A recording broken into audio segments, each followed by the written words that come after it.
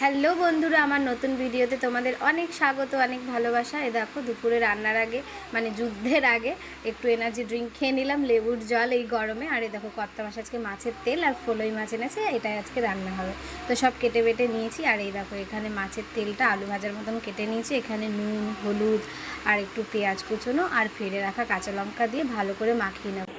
আর এই দেখো আমার কর্তা মশাই হাওয়া করছে গরম বলে। তারপরে আর এই দেখো আজকে দুটো ওভেনে রান্না হবে। দেখো মাছ ভাজাগুলোও দিয়ে দিয়েছি, কারণ আজকে রান্না করতে দেরি হয়ে গেছে। দেখো মাছের তেলগুলো কড়াই গরম হওয়ার পর একটু তেল দিয়ে দিয়েছি, এবার ধিমে আঁচে হচ্ছে। আর এটা মাছের জন্য মশলা রেডি করছি, হলুদ আর জিরে গুঁড়ো জলের মধ্যে।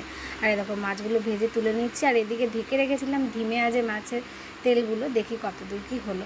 এই মাছের তেলে কিন্তু একটু তেল না দিলেও হয়, ধিমে আঁচে রান্না করলে মাছের তেল থেকে অনেক তেল বেরোয়, তাও একটু দিয়েছি। তো চলো সাদা জিরে ফোড়ন আর ফেলে রাখা কাঁচা লঙ্কা ফোড়নে দিয়ে দিলাম। এবারে মাছের আলুগুলো কিন্তু এবার দিয়ে দিচ্ছি। দেখো ভালো করে আমি কিন্তু মাছের মধ্যেই আলুগুলো এরকম করে কেটে নুন হলুদ একসাথে, মাছ আলু সব নুন হলুদ একসাথেই মেখে নিয়েছি। আর এই দেখো চলো আলু ভাজা হয়ে গেছে, ধিমে আঁচে ঢেকে ভাজা করেছি। এবার কুচনো টমেটো আর যে মশলাটা রেডি করে রেখেছিলাম জিরে আর হলুদের, সেটা দিয়ে দিলাম। আর দেখো লবণ আর হলুদ দিয়ে ভালো করে এবার কষাতে হবে। তো মোটামুটি জিরে গুঁড়ো দেওয়া আছে, এমন কিছু কষাতে হবে না। যখন দেখবো একটু লেগে লেগে যাচ্ছে হালকা, তখনই জল দিয়ে দেবো। তো চলো ঝোল দিয়ে দিলাম।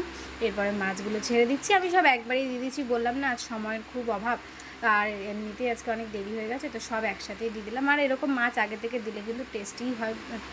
আর এই দেখো এখানে থেকে মাছের তেল কিন্তু একদম পুরোপুরি রেডি। আর দেখো দেখেই মনে হচ্ছে এটা হলে তো আর কিছুই চাই না। তো চলো, আর এদিকে শশা কাটছি। আর কার কার তেতো মাছের তেল পছন্দ বন্ধুরা অবশ্যই জানাবে। আমার বাবার কিন্তু খুব তেতো মাছের তেল পছন্দ, তবে আমার একটুকু না, আমার মাছের তেলে একটুকু তেতো হওয়া যাবে না, তো দারুণ খাই। আর এই দেখো শশা কেটে নিলাম, এই গরমে খাবারের সাথে তো শশা মানে লাগবেই।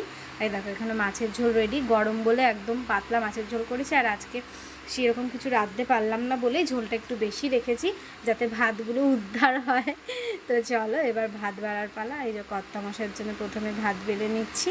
এই দেখো মাছের তেল, আজকে কিচ্ছু নেই, শুধু মাছের তেল আর মাছের ঝোল দিয়েই খাওয়া হবে। তো চলো মাছের ঝোলটা বেড়ে নিই। আর অবশ্যই তোমরা কমেন্ট করে জানাবে তোমরা এই গরমে এরকম পাতলা ঝোল কে খাচ্ছ, আর যুদ্ধে যাওয়ার আগে কারা এরকম আমার মতন লেবুর জল করে বা চিনি নুনের জল করে খাও।